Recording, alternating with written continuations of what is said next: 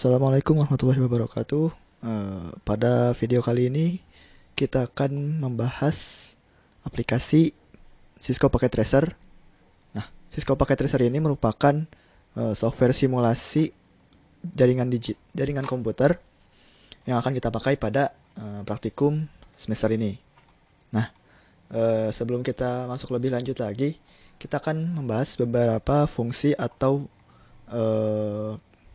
tools yang akan kita gunakan pada praktikum kali ini. Nah, di sini ada toolbar dengan berisi banyak fitur atau tool yang dapat kita gunakan. Nah, untuk praktikum jaringan komputer ini tidak semua kita gunakan, hanya beberapa saja. Kita langsung saja kita coba lihat satu-satu tools yang akan kita gunakan nanti.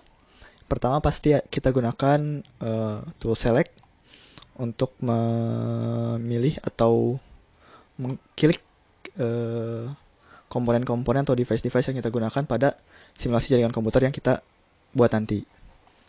Setelah itu ada tools delete untuk menghapus komponen atau device. Note untuk memasukkan note atau tulisan pada simulasi yang kita buat.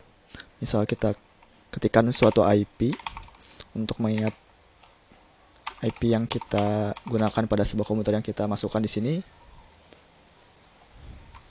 Nah, selanjutnya di sini ada menu-menu untuk komponen-komponen yang kita gunakan pada suatu jaringan komputer. Nah, dari sini juga ada banyak, namun tidak kita gunakan semuanya, hanya beberapa, mengingat kita hanya belajar jaringan komputer dasar pada praktikum ini. Nah, pertama network device. Di sini berisikan submenu device-device yang biasa digunakan pada suatu jaringan komputer. Nah, submenu yang pertama ada router. Di sini juga ada router, juga berisikan seri-seri router yang bervariasi, seperti seri router 4331, 4321, dan lain sebagainya. Untuk cara memasukkan suatu komponen atau device ke dalam worksheet yang ada di sini, pertama kita klik alat atau device yang ingin kita masukkan. Misal router kita masukkan, kita klik serinya, lalu kita klik pada worksheet juga. Nah, akan muncul router. Oke, selanjutnya juga ada submenu switch. Cara menggunakannya juga sama, tinggal diklik saja seri switch yang kita inginkan dan klik pada worksheet. Ada juga submenu hubs. Terus ada wireless device. Ini bervariasi juga, ada wireless router, wireless access point, dan lain-lain. Ya, security yang kemungkinan pada praktikum ini belum kita gunakan cara pengaplikasiannya. Ada WAN emulation, ini juga pengaplikasiannya belum kita gunakan. Mungkin pada pertemuan-pertemuan berikutnya mungkin akan kita gunakan. Kita lihat saja nanti. Selanjutnya ada menu end device. Nah, di sini berisikan device-device atau hardware yang biasa digunakan pada kehidupan sehari-hari. Ada submenu end device, di sini ada PC, laptop, server, telepon, TV, dan lain sebagainya. Di home di sini ada peralatan elektronik, ini mungkin lebih termasuk ke IoT dan tidak akan kita gunakan.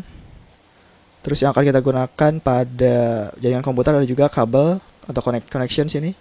Di sini berisikan berbagai macam kabel, mulai dari kabel konsol, kabel straight, kabel crossover. Nah, yang akan kita sering gunakan adalah yang automatically cable. Nah, ini akan memilihkan jenis kabel atau jenis kabel yang kita ingin gunakan. Misal kita ingin menghubungkan suatu, anggap kita punya dua PC di sini. Biasa kalau PC dengan PC atau dua device yang sama harus menggunakan kabel crossover. Nah, kabel yang ini, yang putus-putus kayak ini, kita klik PC-nya, Kita klik slotnya, kita klik juga di PC yang satunya, klik slotnya juga fast Ethernet. Nah, ini sudah terhubung nih. Nah,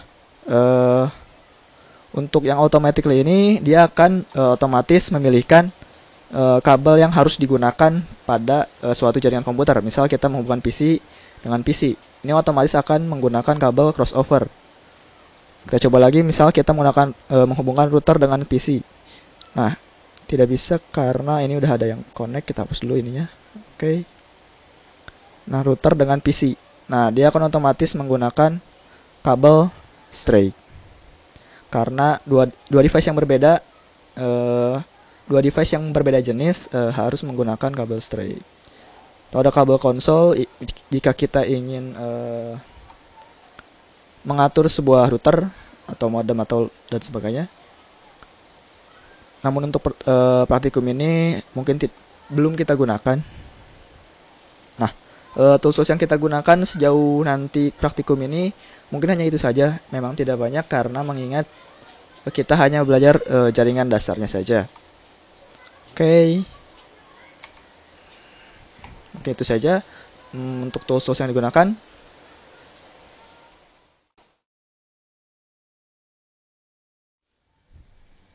Oke, selanjutnya setelah kita mengenal tools yang akan kita gunakan pada praktikum jaringan komputer ini, kita akan mencoba membuat suatu jaringan sederhana, jaringan peer-to-peer, atau dari satu PC ke PC yang lainnya.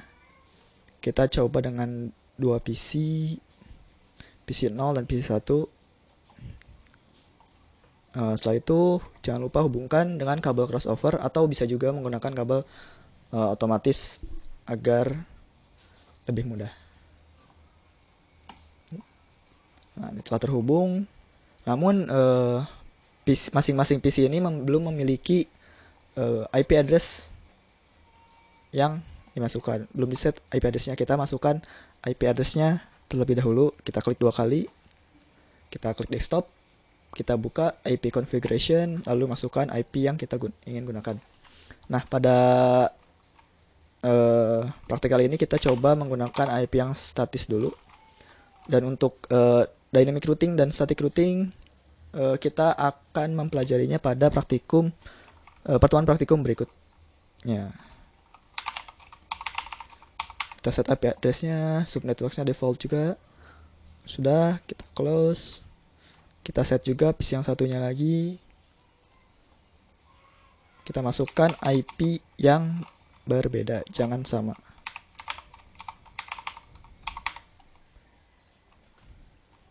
Nah, masing-masing sudah ada IP-nya.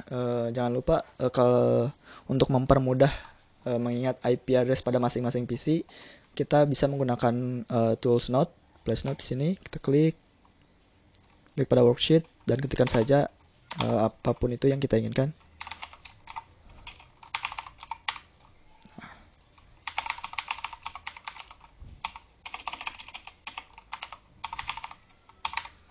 Nah, ini untuk mengingat masing-masing IP yang digunakan pada masing-masing PC. Nah, setelah terkoneksi, kita coba apakah koneksi atau jaringan yang kita buat sudah benar atau sudah dapat berfungsi dengan baik atau belum. Kita coba buka PC ini, PC 0, buka command prompt, kita ping PC 1 atau PC yang satunya lagi. Ping. Kita ketikkan command ping, terus kita ketikkan IP PC yang satunya lagi. Nah, kita klik enter, maka akan ada balasan dari PC 1. Nah, PC 0 mendapat balasan dari PC 1. Nah, apabila kita mengetikkan command ping dengan IP yang tidak benar, maka yang terjadi adalah, kita lihat, request timeout. Nah, jadi tidak ada balasan dari PC dengan IP 192.168.100.3 karena tidak ada PC dengan alamat seperti ini, maka tidak ada balasan. Oke, untuk jaringan komputer sederhana itu peer-to-peer, mungkin hanya itu. Sangat simpel untuk jaringan-jaringan komputer lainnya kita akan pelajari di pertemuan-pertemuan berikutnya. Nah, setelah kita mempelajari atau mengimplementasikan jaringan komputer peer-to-peer tadi, ada juga fitur dari Cisco Packet Tracer ini, yaitu fitur multi-user yang dapat menghubungkan dua komputer yang berbeda yang sama-sama memiliki Cisco Packet Tracer, software Cisco Packet Tracer, dan memiliki pada PC yang berbeda, namun dapat terhubung satu sama lain atau dapat melakukan transfer data atau fungsi lain-lainnya pada sebuah jaringan komputer. Nah, karena saya hanya memiliki satu laptop di sini, saya akan menjelaskan secara singkat cara kerjanya saja. Kita contohkan apabila kita memiliki pada laptop saya mempunyai jaringan komputer seperti ini. Nah, dan misal kalian memiliki jaringan komputer juga, namun pada PC yang berbeda, pada komputer yang berbeda.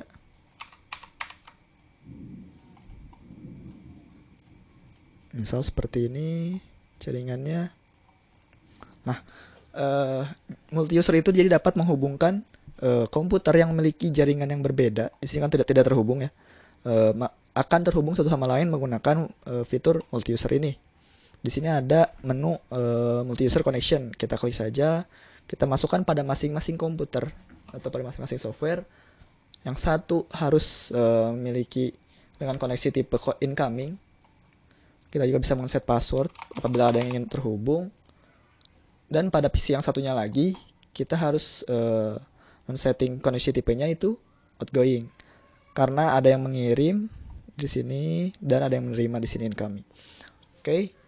Jadi fitur ini dapat mengkoneksikan dua jaringan yang tidak terhubung ini pada PC yang berbeda, dapat terhubung satu sama lain. Jadi pada PC ini dapat melakukan transfer data pada PC yang sini, atau dapat kita simpelnya kita dapat melakukan ping pada PC ini dengan mendapatkan balasan yang kita inginkan.